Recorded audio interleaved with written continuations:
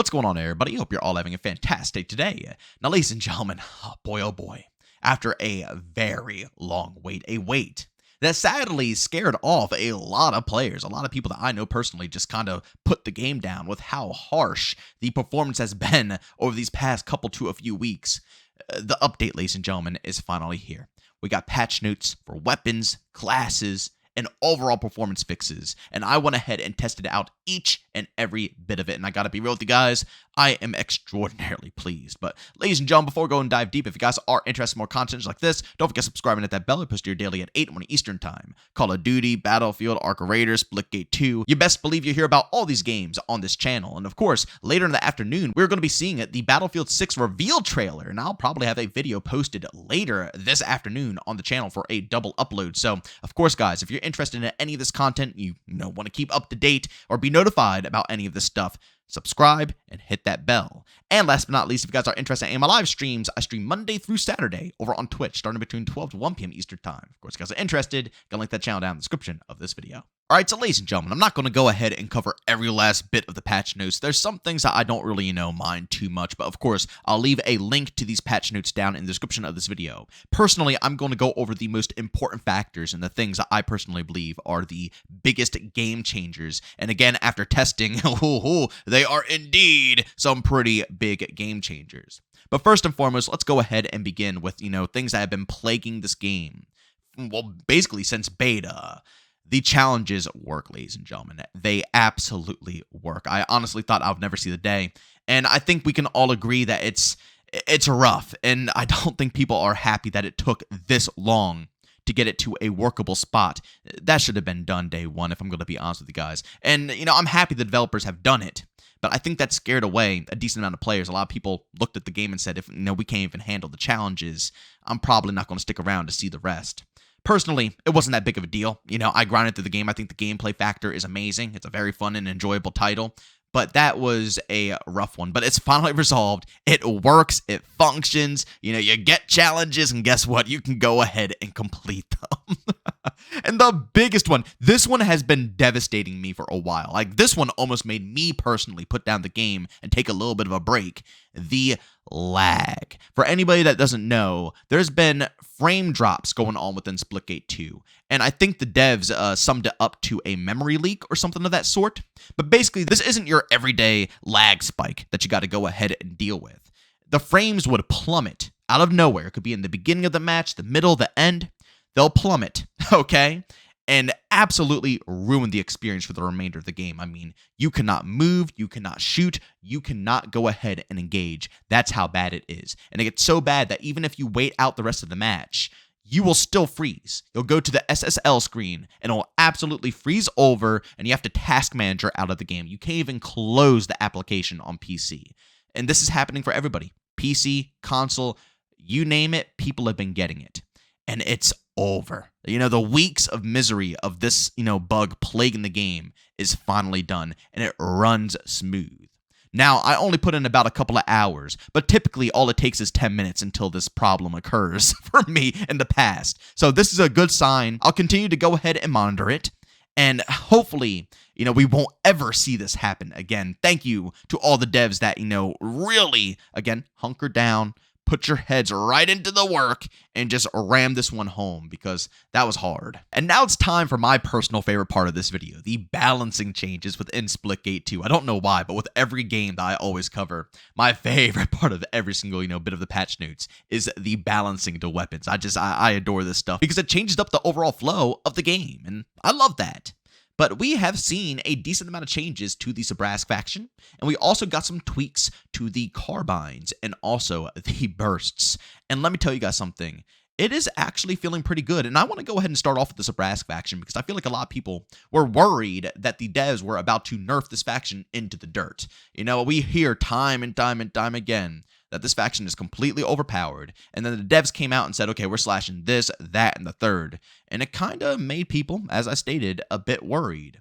But after, playing a decent amount of time with the Rattler, the Plow shotgun, and also messing around with the shield changes, I am pleasantly surprised that they made some solid choices here. First and foremost, the SMGs as a whole for all categories got a damage drop off rate decrease across the board. But I'm not really too mad about this. Again, it's an SMG, it's made for close quarter engagements. You shouldn't be beaming someone medium to long range the majority of the time. But for the Sabras SMG, that's where the real changes are. Base damage changed from 10.5 to 9.7. And headshot damage changed from 16 to 12.7. And I'll tell you right now, I purposely went into the 8v8v8 onslaught arena to give this a shot because I'll have a better chance of getting long range kills. I can attest if it's still, a beam machine, it can outgun AR players and burst players, carbine players, so on and so forth. It's still good, but you can definitely tell the difference at range. It's no longer that long-range beam machine that you could destroy up close and at long range. No. You have to use the Rattler like an SMG now, and that is literally how it should be. I think they did the perfect amount of tuning for at least the amount of time that I play tested with it. Of course, I would love to hear your guys' opinions down in the comment section, but as I stated, I still destroy with this thing. I just get body after body after body when I know how to engage with it. But I can't do the best of all worlds anymore. I can't kill, 2-3 people up close and then some random guy across the map starts shooting at me and I flick on him and destroy him with a rattler, I gotta actually think about my plays, use portals to close the gaps, and again, use an SMG how it should be used. Then, of course, for the plow shotgun, they went ahead and reduced the base damage from 17 to 14. And the headshot damage from 22 to 19, basically making it so you can't one-tap with the plow shotgun. And again, I was a little worried about this, and I will be honest, it does feel strange when you're up close and personal, and you know for a fact you hit everything to the head, and you still get absolutely no kill. It still feels a bit funky. But the plow shotgun does not feel useless. You could still rock with this weapon and absolutely demolish squads. And don't forget, ladies and gentlemen, they actually went ahead and changed the swap speeds when it comes to, using a shotgun and switching over to your secondary. For all weapons except heavy pistols and shotguns, they put it from 0.2 to 0.25. And then for heavy pistols and shotguns, they put it from 0.2 to 0.3. So it is a decent change, and trust me, you will 110% feel this change when you go ahead and try to, swap from a shotty to a heavy pistol right away. But it's not the end of the world. It just takes a little bit of a learning process, and it could still be done. But that's how you gotta simply handle the plow. Again, you use it as a gun where you either shoot punch or punch shoot, or you kind of swap kill with it, get a little bit of damage done and finish them off with the plow, or even hit them with the plow and use whatever secondary you got to finish off the job.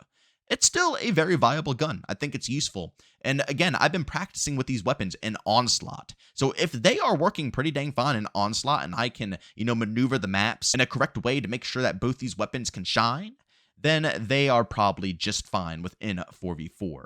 So again, a lot of people were worried that all these weapons are going to get destroyed and that they should buff up other weapons around these other options, which I still agree with. But as long as they don't destroy these weapons and make them unusable and nobody wants to touch them, as long as that doesn't happen, then I think that these are some pretty solid changes. And then, of course, for the Sabras wall, again, they increase the time that it takes to obtain a Sabras wall, and also they get damaged a little bit easier. I'll be real, I still don't think this resolves the problem, ladies and gentlemen. It's a nice change, and you could definitely feel the difference, between what it was before, where you can get wall after wall after wall very consistently, compared to now, where, it's a little bit more time in between to actually obtain one. But I'll be real, that's not what makes the wall overpowered. I still 110% think that they should make it a longer, placement time when you go ahead and activate it. So if they are in a gunfight, they can't just use it as an emergency button to save their life completely and allow them to get some extra shots off on the enemy. It still just feels too cheesy, if I'm going to be honest with you guys. I think that the wall should be something that has to be planned ahead of schedule and be prepped to put down, instead of being something that is, impulse based. You get shot a couple of times in the back of the head. Oh, quickly put a shield down and beam them, That shouldn't be the case. You should be thinking, okay, I know there's going to be a bunch of enemies around this area. I know my team is going to try to push up on OBJ, so I'm going to go ahead and place this down at this specific time to help, the scenario. I feel like that would be a better way of handling the shield within Splitgate 2. And lastly, ladies and gentlemen, my favorite part of these patch notes, the buffs to the burst rifles and the carbines. And let me tell you guys something, they are juicy. Now, of course, I need some more playtime until I can, officially announce that these things are very dominant and they can stomp out in 4v4. But off of my first initial impressions, they're nutty. The Arrows burst, the pulse, got a buff when it comes down to the time between bursts. It went from 0.39 to 0.36, and I know that might not sound like a lot, but holy cow. You can mow people down with this thing. It feels insane now. You can actually almost spray it up. And then the Sabras, the jackhammer, got a little bit of a buff as well. Honestly, I thought it was amazing in the first place, but now they increased the time between bursts from 0.27 to 0.26, making it a little bit faster as well. And it feels great. I absolutely love the burst right now. And then same thing for the carbines. The carbines all caught a buff. For the Arrows Cadence Carbine, the time between shots went from 0.32 to 0.3. The Meridian Carbine, the Hyperline, the time between shots went from 0.22 to 0.215. And then the Sabras Carbine, the Warden, went from 0.46 to 0.455. And again, these might sound really small, but you just have to go ahead and hop into the experience and try them for yourselves. The cadence is so much better right now. This fire rate improvement, it feels almost like it's on terms with the Hyperline, and I absolutely adore this. And they still feel like they are meant to be carbines. You know what I'm saying? And same thing with the bursts. They feel like they're meant to be bursts. You don't want to be taking them up close and personal 24/7 like with SMGs, but at the same time, you don't have to be scared of hopping on an OBJ, right? And being worried of being pounced on and you are defenseless because you're using a single fire or a burst. You can defend yourself. And I mean, man, oh man, it's such a breath of fresh air. Of course, I'm going to be going ahead and continuing the testing of these carbines and bursts today on stream. So, of course, guys, tune in over on Twitch. We're going to be, checking out the rest of these weapons to see if these improvements are really, really solid, if they're maybe a little too solid. Or, maybe it's just a honeymoon phase when it comes to the overall changes. Who knows, but I'm going to be further testing them. But overall, ladies and gentlemen, I'm really happy with these patch notes. I've waited a long time for these bad boys to come on through. And I'll be real, they were much needed. And the game runs so much better now. I will say there are still performance problems when it comes to Onslaught, and you're still getting some lag, some stutters, and a lot of the people I play with are still, getting their game shut down, and they have to go ahead and restart every now and then. But when it comes down to the things that were absolutely breaking the game, like the frame rate loss, where it would completely freeze and it just almost crapped on your whole system, that is done and over with, and I'm so thankful to kiss it goodbye, because that was the most obnoxious thing I've witnessed in a long time. And as I stated before, Splitgate 2 is running pretty dang smooth. But, of course, ladies and gentlemen, go down in the comment section. Let me know what your experience is. Do you think this update was a good one? Do you think it was a bad one? And, of course, leave your opinions on why. Don't just say, oh, this is garbage, or, oh, this was amazing. No. You gotta give some reasoning behind it. So, of course, if developers want to see feedback and see, what's going good or what's going bad, they can understand exactly why you feel that way, and not just, blasting whatever you feel like out on the internet in the most simplest of forms. But ladies and gentlemen, as always, if you enjoyed today's video, leave a like. If you hate it, leave a dislike. Don't forget to subscribe and hit that bell. I post your daily at 8 morning Eastern time. And of course, if you guys are interested in my live streams, I stream Monday through Saturday over on Twitch, starting between 12 to 1 p.m. Eastern time. Of course, if you guys are interested, go link that channel down in the description of this video. But as always, thank you for tuning in. I'll see you on the next one. Peace out.